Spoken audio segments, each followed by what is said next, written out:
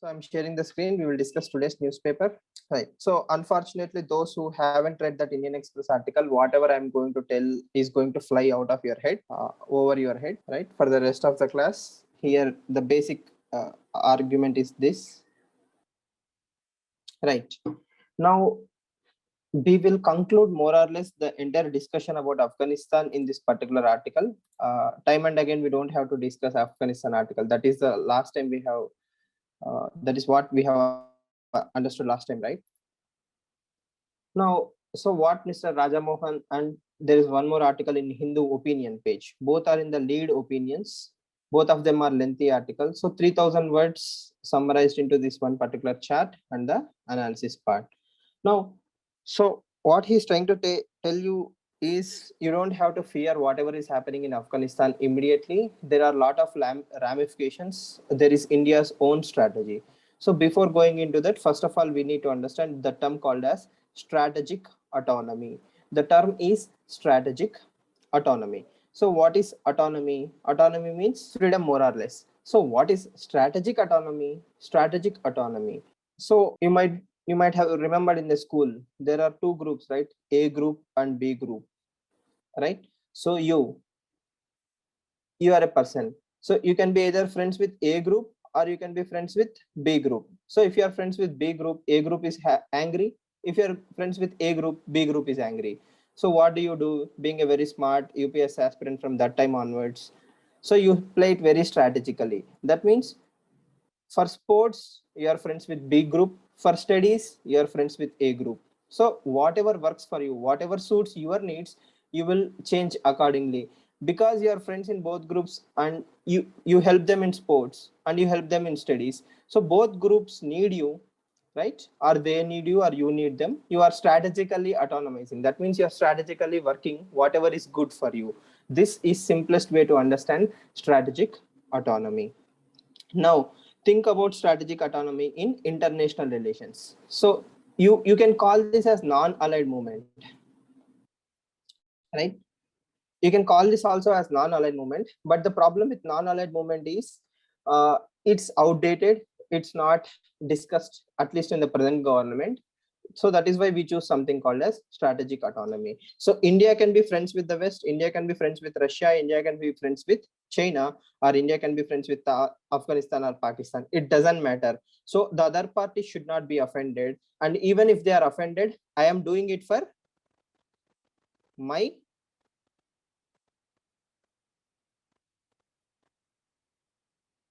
national interest. That means if I am doing something for my national interest, for my well-being, for my own good, okay, as long as this is number one priority, I can tomorrow make friends with Pakistan or enemy with USA. It doesn't matter. So strategic autonomy gives you that freedom to do what is good for your nation in the first place. Now, you are not only the smartest person in the room, right? Everybody is smart. Even Russia is smart. China is smart.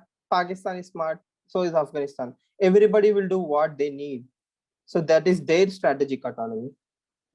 So we have to also understand, if you are taking something, we also have to give something. So that's one technical term you need to remember. Now, what does Taliban want? Taliban want PR. I told you, right, the other class. It needs international recognition. Everybody should recognize me. That is the first dream of Taliban. The second dream of Taliban is to create a political order.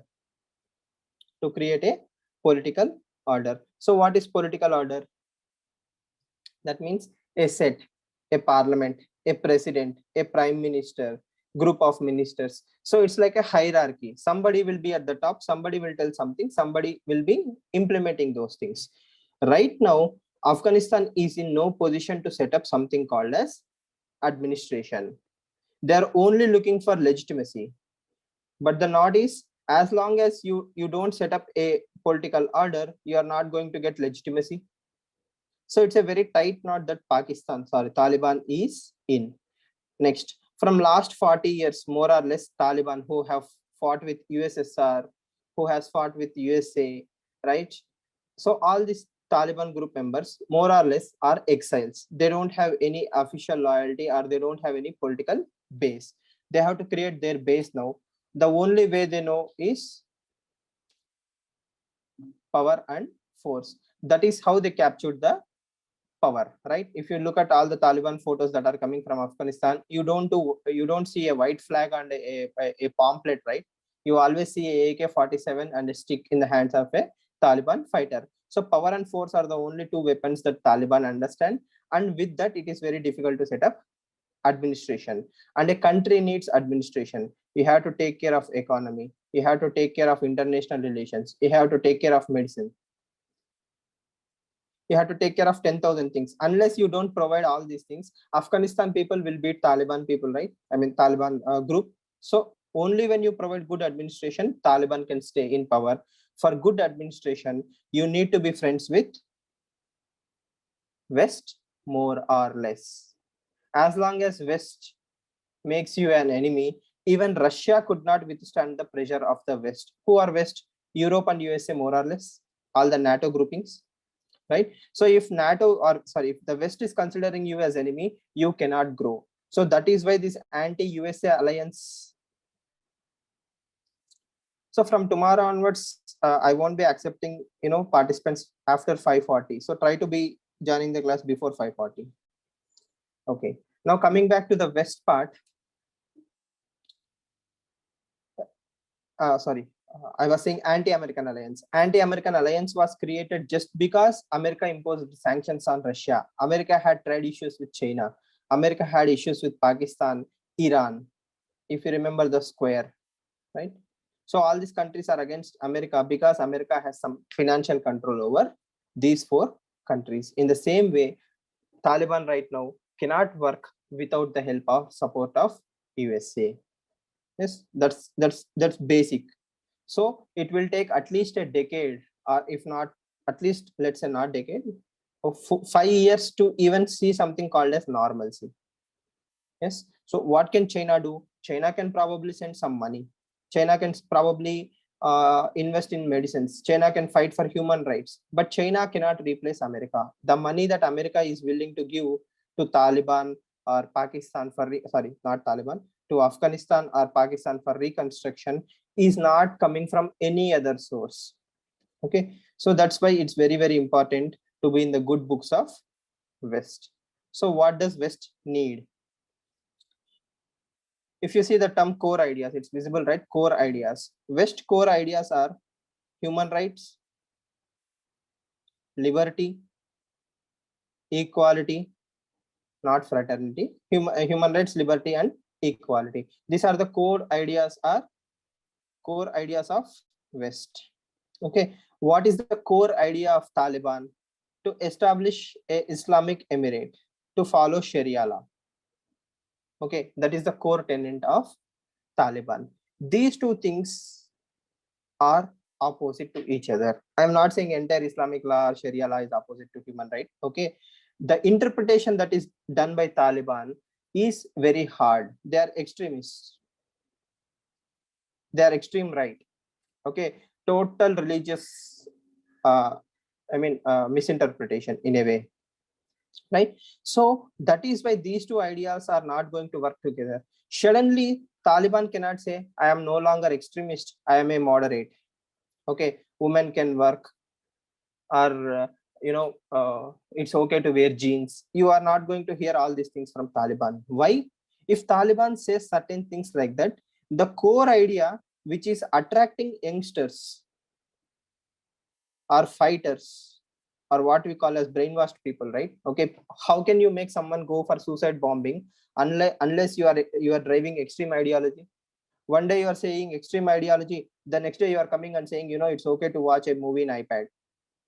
These two things are contradictory to each other. So that is why overnight Taliban cannot shed its extremist ideology. If it does so, it will lose its own base.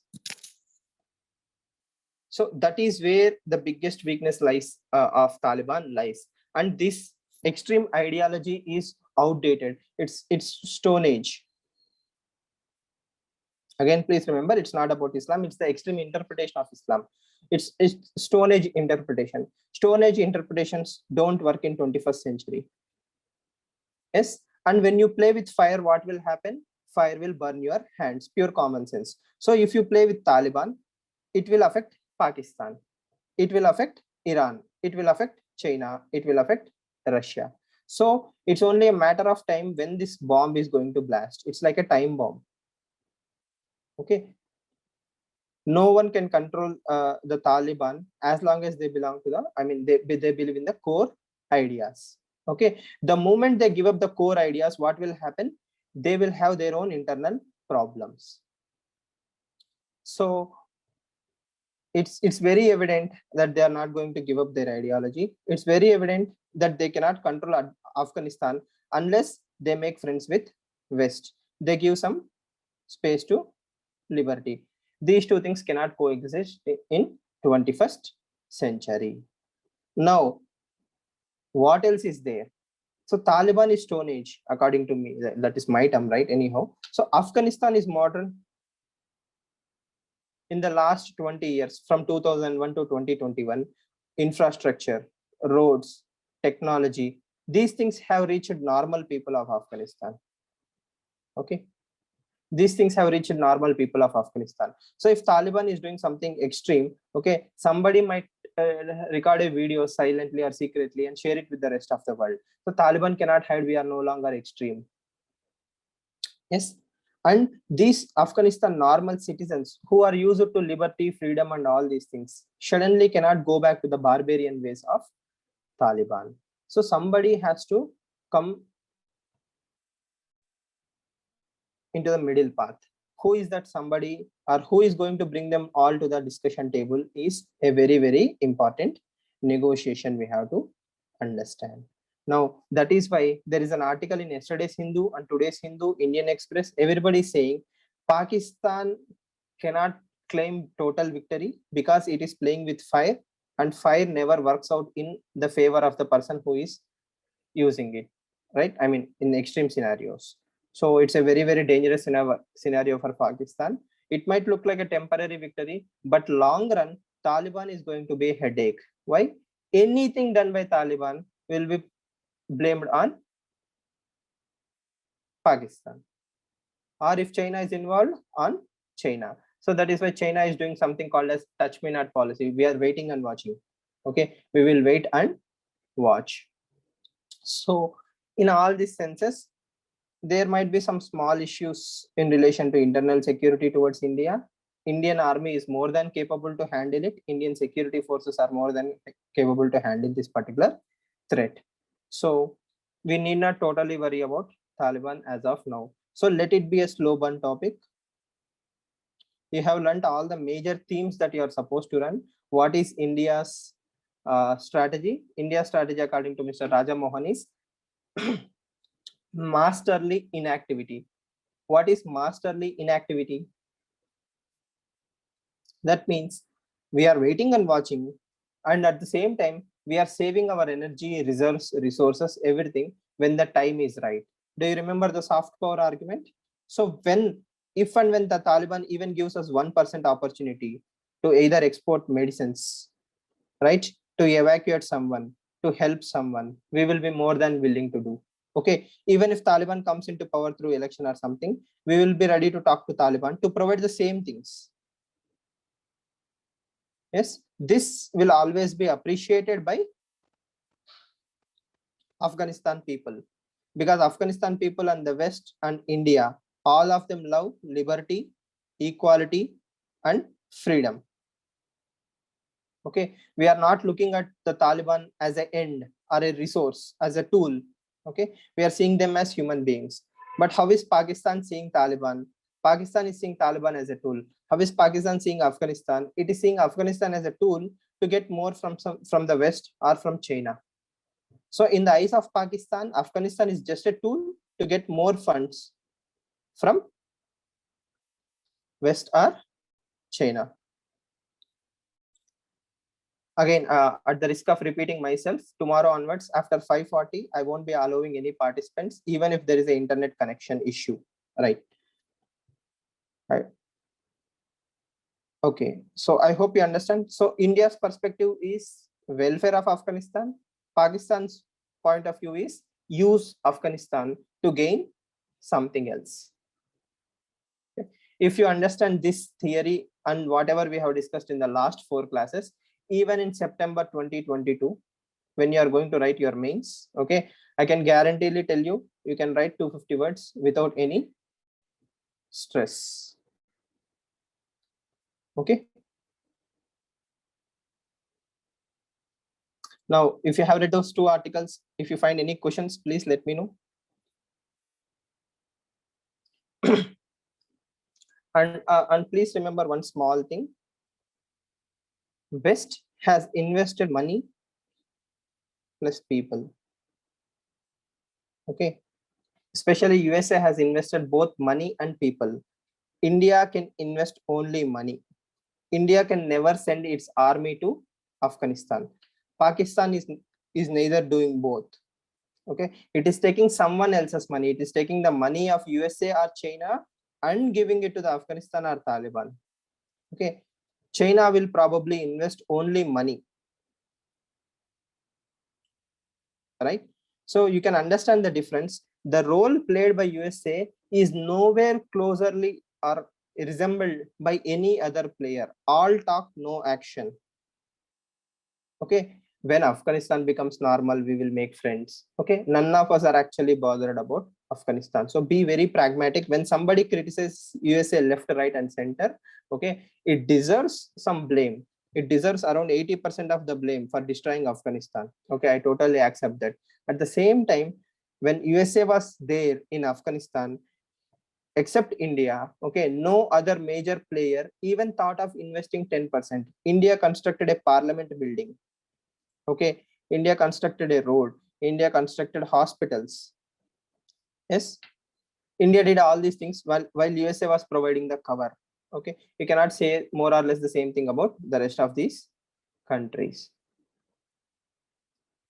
So from tomorrow onwards, if there is an Afghanistan article, I will deal it in less than 2 minutes. I won't go into any new discussion. I will only discuss the value addition point, any new point that is there. So this is a summary of your entire Afghanistan issue, that Taliban has to change its core idea. It has to provide administration. It can do only with the help of good countries like West or India, right? Afghanistan people need some support. China's touch me as very good observation, Suman. So masterly inactivity is not, uh, not touch me not. I'm saying I'm more than willing to help if you are accepting the help, right? So right now, what is happening is India has evacuated the embassy. India does not have any more or less connection within the Afghanistan or Taliban regime. So if India says, I want to send medicines, there is no willing acceptance. They cut off the trade with India. Why? Obviously on behest of Afghanistan. So this is masterly inactivity. That means I'm at the gate. I'm carrying all the things that you need. All you need to do is allow me. Okay. As long as you don't allow me, I won't force you or I won't pressurize you to, open up the door or anything. So this is strategic autonomy. At the same time, I'm making sure my security is safe. I know some of you are going to attack me. This is one way to understand masterly inactivity. Whereas for China's case, China has already negotiated. China is continuously in negotiation with Taliban, right? So Taliban and China are more or less friends. In spite of you being a friend, I am not willing to do anything, right? So this is touch me not policy of China in a way, right? I have inside connections. Entire Pakistan is under my control, but still I'm waiting and watching for things to settle down, because I'm more worried about my own safety and security rather than the welfare of Afghanistan citizens, right? So that's a very subtle observation. Very good. Okay, next, there is one more article about economic recovery. Now, before we enter into economic recovery article, you need to understand the shapes. Normal times, economy will be going like this, right? Okay, I mean, this is GDP. This particular line represents GDP. This is GDP size. This is time. Let's say from 2000 to 2021. Sorry, GDP is growing like this. We increased, we decreased, then demonetization, we were slowly decreasing. Then 2019 COVID happened. In COVID, what happened? We have gone into negative, right? then we are slowly recovering. This kind of recovery is called as V-shaped recovery. As you can see the shape, it's a V-shaped recovery. So whenever someone says V-shaped recovery, K-shaped recovery, U-shaped recovery, and all these things, that means they are talking about gross domestic product of India, right? So let's say here India is growing at 4%. Here India is growing at -7%. Okay, so obviously you must have completed the basic economy, right? We are comparing it to a base year, and I'm telling you 4% in relation to the base year, -7% in relation to the base year. Now, why this article is important is, in Hindu today, the author discusses more or less about vaccines. Because of vaccines or lack of availability of vaccines, our economic recovery is not totally full. But that is like showing you, especially new aspirants, only one side of the coin. So let's say this dark line, -7%, is first wave. In second wave, what happened? Again, it has fallen down. Again, it is recovering, right? So one more way to understand is like this. You can see from 2014, Indian GDP was like fluctuating, slow down, then suddenly, dham, right? It's totally into the negatives. Then again, we are recovering. So what happens is, it's more or less like V-shaped recovery. Why it's important to understand different shapes? V-shaped recovery, I have just showed you, you can understand. U-shaped recovery means the time taken to recovery will be higher.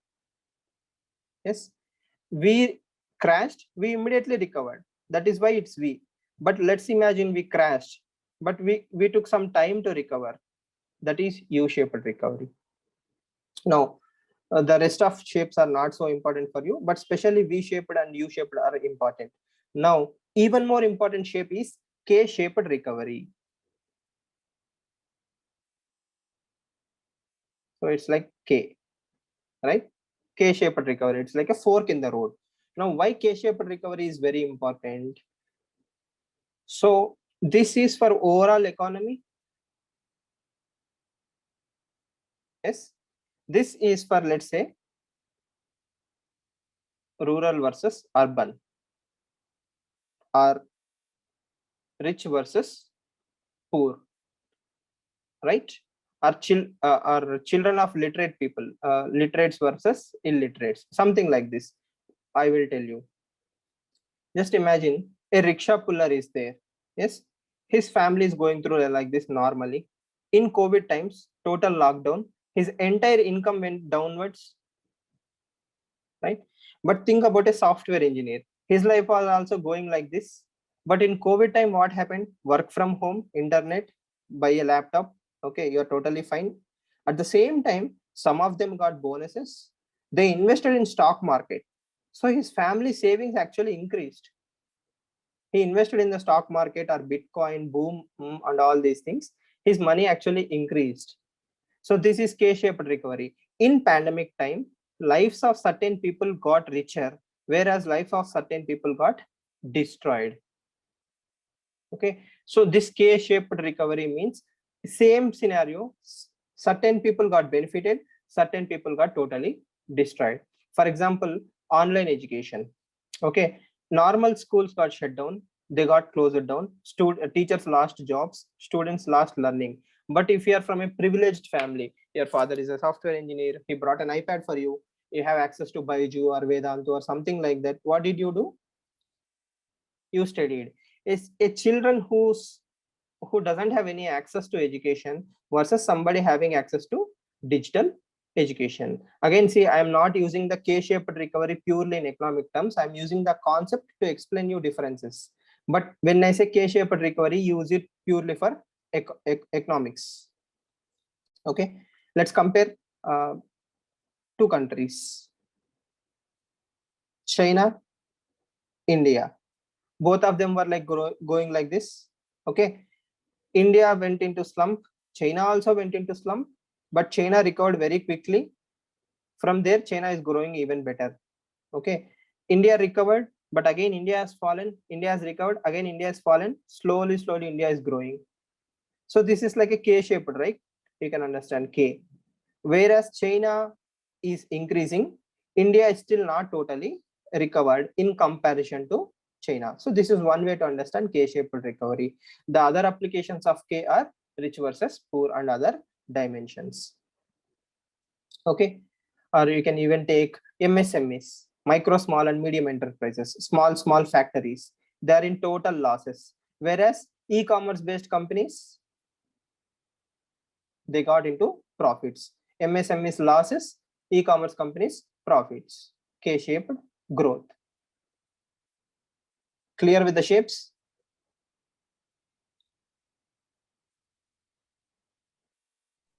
Yes, sir. Okay. So always remember what is K-shape, what is V-shape. V-shape means quick recovery. V-shape can happen within multiple shapes can happen at the same time. So here we are seeing a V-shaped recovery, but overall picture is K-shaped recovery. No. In that article, he is saying, I think someone yesterday asked me, sir, vaccine, lack of availability of vaccine led to vaccine hesitancy. Now we need to understand why vaccination and economics are interlinked. It's very quite simple, right? Let's imagine a normal time. All of you understand the term spillover effect?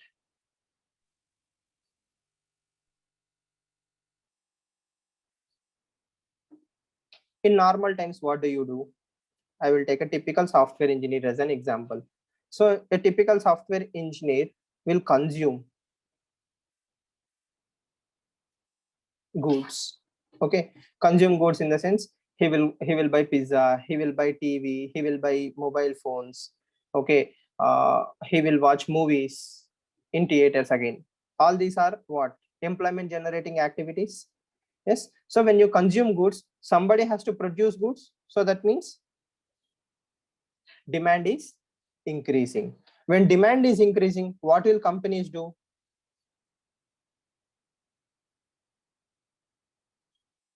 They will hire people.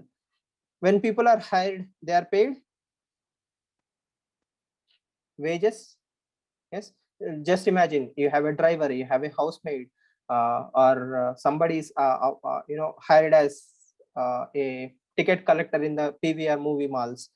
Yes, mobile shops are running. So when all these people are making money, they also may not buy the same TVs, mobiles, or watch movies, but they will buy something else. They will buy soaps, they will buy oil, they will buy washing powder for their homes. Yes, in the sense, this software engineer is providing direct impact on economy and indirect impact on economy. So this is what we call as virtuous cycle. That means when people consume, demand is increasing. When demand is increasing, more people are hired. When more people are hired, they will create wages. When more wages are there, again it's a positive cycle. Clear? Yes, sir. Yeah. So in this scenario, what happens? Consumption of goods have drastically come down. So this is normal scenario. Economy is growing. Why? More and more people are consuming goods. This is normal time. In COVID time, what happened? Because I am afraid of COVID, I stopped consuming goods. I have not taken vaccination. I am not going to movies. I am not going to hotels. I am not going to normal shops to buy. I am purchasing everything from online. Okay. Or again, remember when you can say, sir, people are purchasing from Amazon. Only hardly 5% of India actually purchases, or less than 5% purchases from online stores. The rest of India is totally dependent on online. Just look at your own life. Haven't you reduced your consumption more or less in COVID times? Why? Either you are not vaccinated or you are not traveling. Because of this, consumption has come down. So what he is trying to link is, if people are actually vaccinated, okay, instead of going in this way, the line would have gone again like this. The red line is vaccinated people, the black line is people who are not vaccinated. If everybody is vaccinated, none of us would be worried to go out, roam on the roads, just like New Zealand.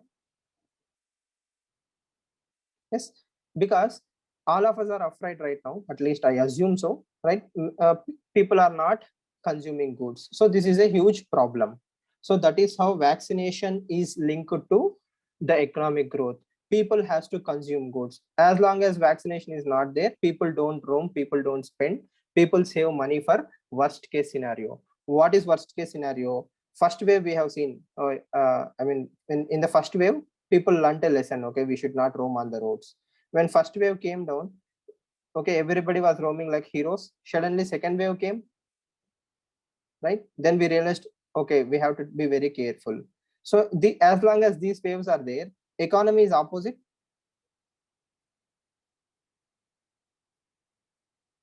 COVID wave. This is economy. So every time COVID wave peaks, economy goes to the bottom, right? So this is a simple way to understand the relation between economy and COVID. Now, is this the only scenario that is hampering India or India's economic recovery? That is where a lot of other data has to be added. COVID is definitely a major part, but not the only part in slowdown or slow recovery of Indian economy. So I will wrap up this discussion with a simple argument. Rural. In the first wave and first part of second wave also, most of the places that were affected is urban India. Only 20% of people live in urban areas, okay, whereas 80% of the population in India lives in rural area. So going by our earlier diagram, demand comes from which part? Demand has to come from 80% of the population. They might purchase small items, but still when 80% of the population purchases, the demand is actually created from rural side. So second wave severely affected the rural demand.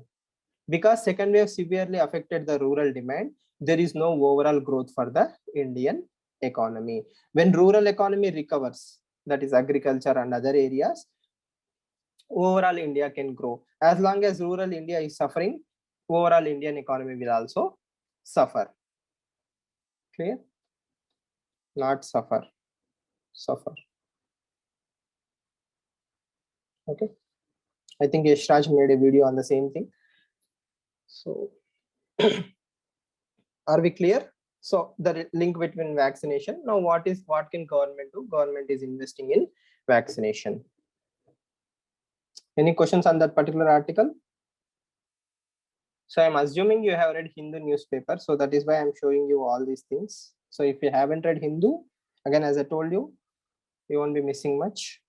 See, again, you have to connect all the dots. I might tell different topics in different areas, but it's your responsibility to connect all the areas. If I say K-shaped recovery, you have to link it to education, right?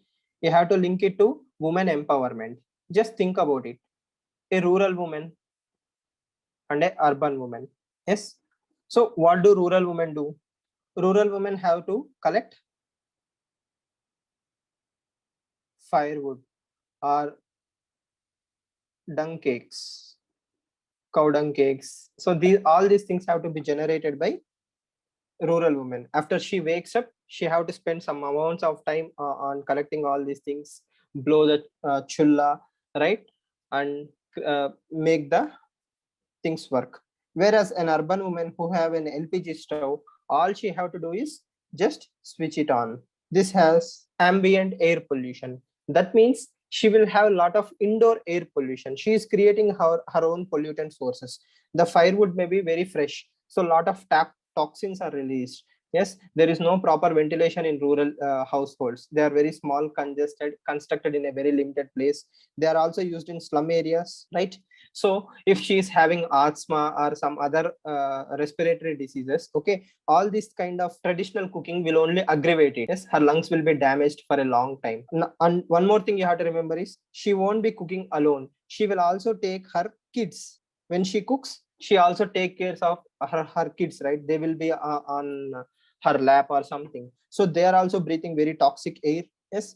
So because of this traditional cooking, Her kids and everybody in the household are suffering. Breathing problems are generated.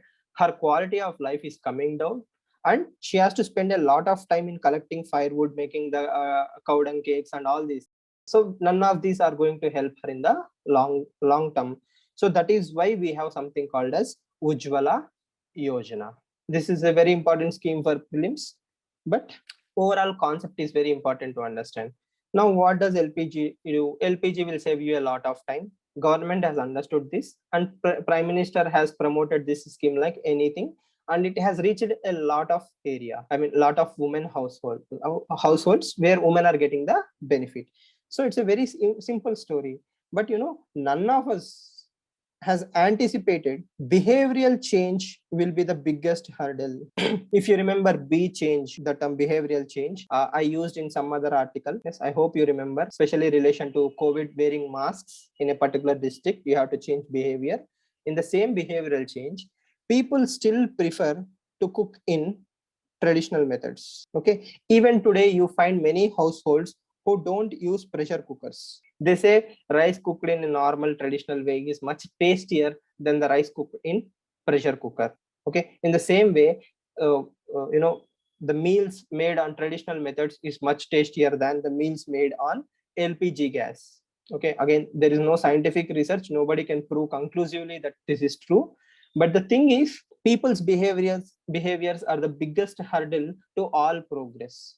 Okay, you cannot go and tell some rural person that it's ambient air pollutions, your dailies daily life average, okay, it will come down. You cannot convince them with facts, right? You have to tell them a story. So the cheapest story is what? We will give LPG for free.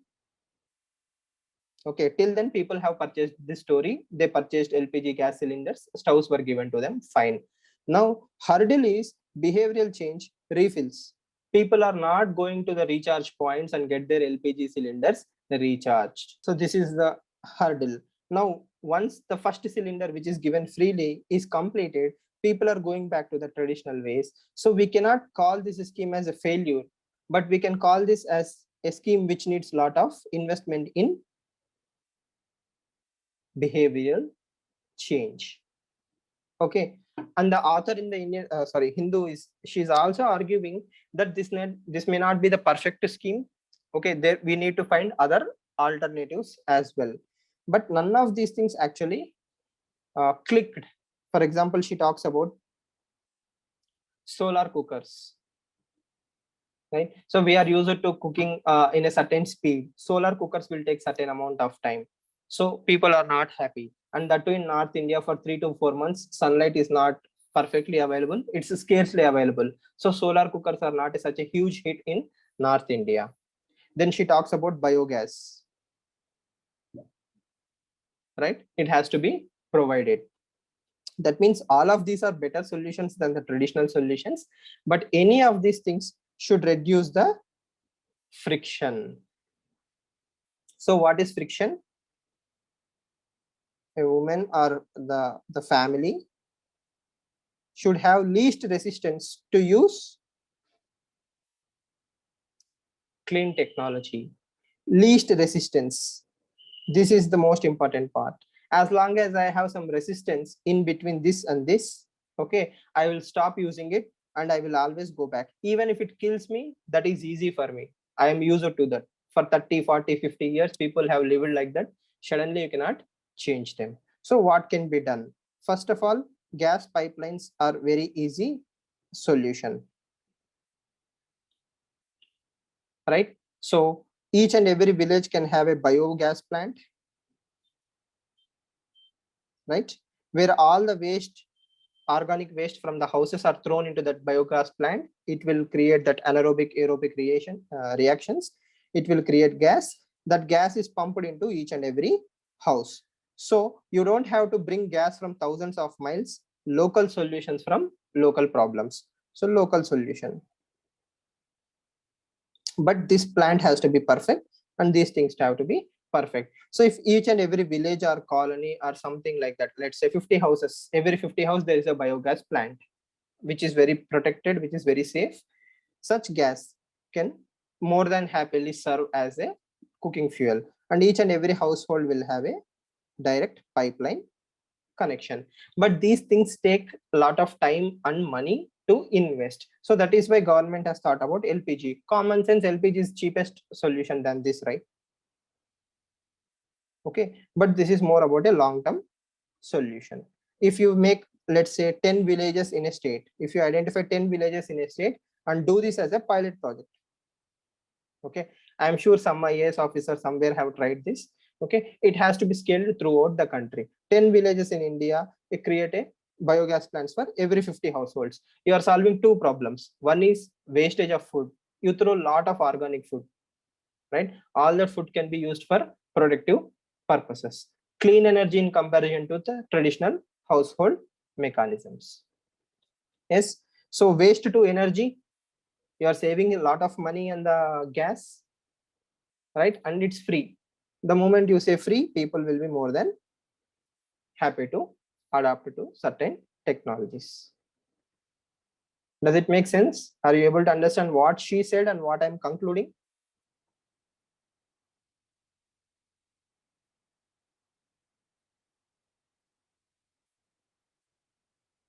So you can either go for biogas. If you are in South India, you can go for solar. Yes. So every area has its own solution. Pahal.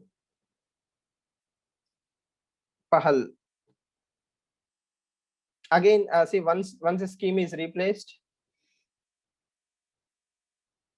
once a scheme is replaced, you don't have to worry about old schemes. Yes.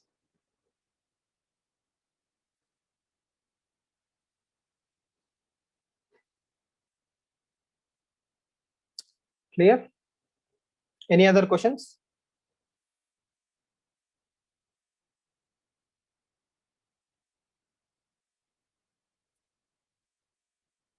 Bhaskar, the simplest thing to do is type PAHAL and PIB.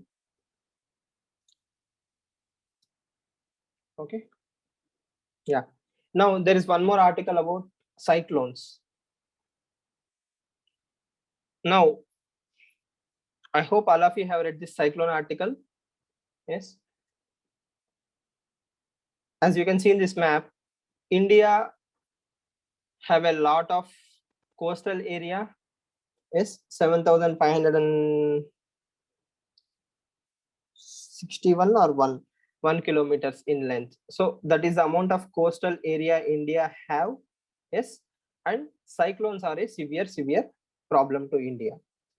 Now, if you see this particular chart from Geography and You, yes, it's easy to understand that East Coast is a big victim or a victim to the cyclones, whereas West Coast is not a victim to cyclones severity. But recently, even the West Coast is seeing more and more number of cyclones, but East Coast is seeing a lot of cyclones. So that's not something unique to India. You can see it throughout the country. I mean, throughout the world. East Coast will always have more and more cyclones. It's a geographical phenomena. So if you see previous UPSC mains question papers, you will understand what is cyclone, what are types of cyclone, how cyclones are created. That is all core geography. Now, what we are actually discussing is disaster management and why it's very important. Right? And also please remember it's a 1 hour class. I cannot humanly cover each and every scheme line by line. I will only give you the brief analysis. You have to take up from there. Next.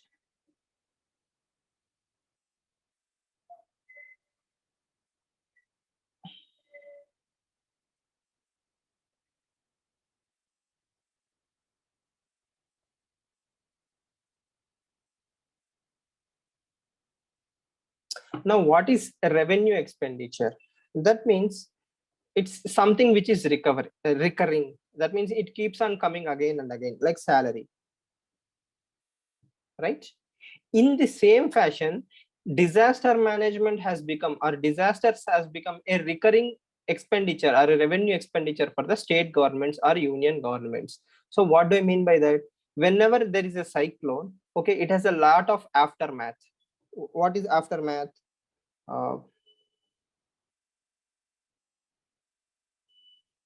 Electric poles have been destroyed. Houses have been damaged. Yes, shelter homes have been destroyed. Like this, every time whenever there is a cyclone, I have to rebuild all these things.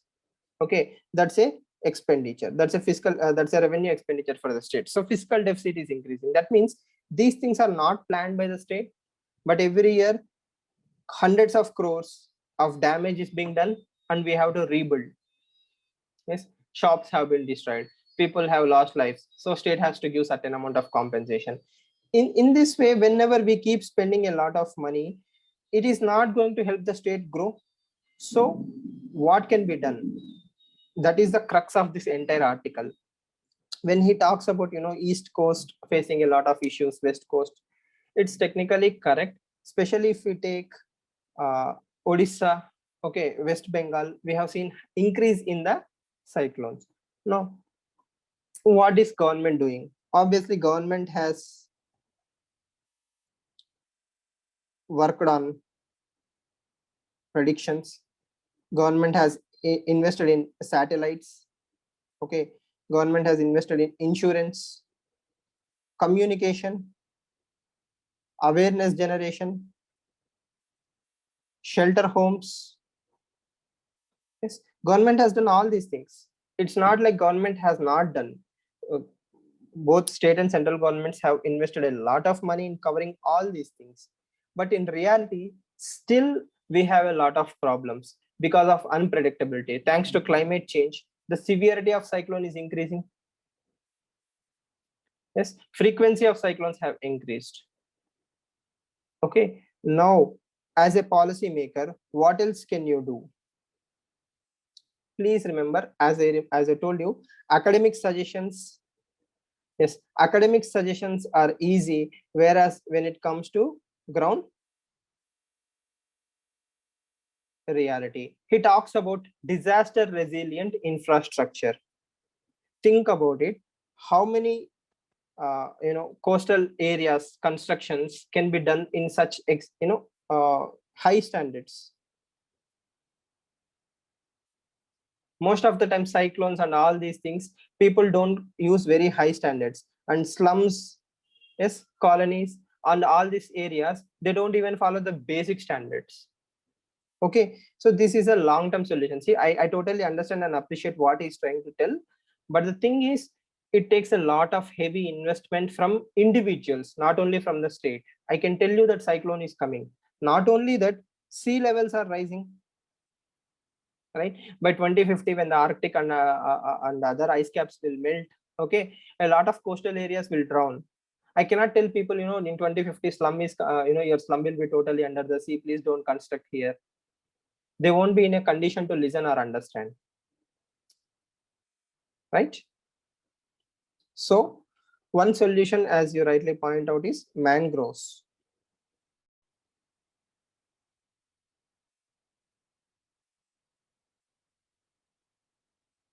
That's a very good suggestion, and there are YouTube videos which will explain to you how or why mangroves are very important for floods or stopping of cyclones, even tsunamis impact will be reduced if there are mangroves. So you will read this mangroves and where mangroves are available in your environment and biodiversity subject. Okay, and it's highly important for prelims.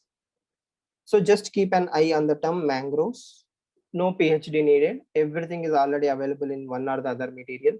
Just watch a 5-minute YouTube video on how mangroves protect coastal areas and read in environment and biodiversity, more than enough. Next, building cyclone resilient infrastructure. This is always linked to cost. High cost and long-term solutions are never implemented in ground realities. Unless you are forced to the wall, we always look for shorter alternatives. You cannot convince people to build, high cost disaster resilient infrastructure. The thing that government can do is reduce the cost of disaster resilient infrastructure. That means you can do R&D, you can encourage engineers, scientists and all these people to come with cheaper alternatives and at the same time safer alternatives. If government is investing in that area, automatically you don't have to do this. Every every steel or every plan that is available might be disaster resilient. Then you don't have to push people. People will automatically purchase. So that's one way to work on the disaster resilient power infrastructure or other infrastructure. Okay, next, there is a huge communication gap. Yes, as a district collector, probably you will have to use the local language, local artists, people to spread the message, use radios, TV, and other mediums to send the message that we should invest in disaster resilient infrastructure. We should ask for such kind of infrastructure. We should be ready for cyclones and other disasters. So all these things are very routine for disaster management subject. Yes, it's straightforward solutions, but the crux he is trying to tell you is think about the economic and human loss. When I say we are not investing in high cost, you are paying the same cost elsewhere. Every 1,000 crores you save by not constructing disaster resilient infrastructure, you are paying 3,500 crores or more when a disaster is coming. So which is cheaper? You think 1,000 crores is saving money, but in the same you are losing 3,500 crores. Every time cyclone comes for 10 days, entire economic activity of that region is shut down. You have to bring the electricity, internet, everything back. It will take 10 more days. So for 20 days of inactivity, you are losing 3,500 crores. But if you invest the same half of that in the disaster resilient infrastructure, you don't have to waste 3,500 crores every time there is a cyclone, which is common sense. The 1,000 crores, right? Even if this is 5,000 crores, I think still this is much beneficial. Why? Once you invest 5,000 crores, this will probably drop to 350 crores. You don't have to do anything. Everything is back. Internet is back within 1 day. Electricity is back within 1 day. The roads are not destroyed. Dams are still safe. Houses are still safe. You only lost 350 crores. A lot of savings. So that is the major takeaway. Every time we should not waste so much amount of money. Take that money and invest right now. So that kind of paradigm shift has to come from the policy makers. Once they do that, they will save the money. But I don't think anybody will appreciate or understand the severity or seriousness of this problem.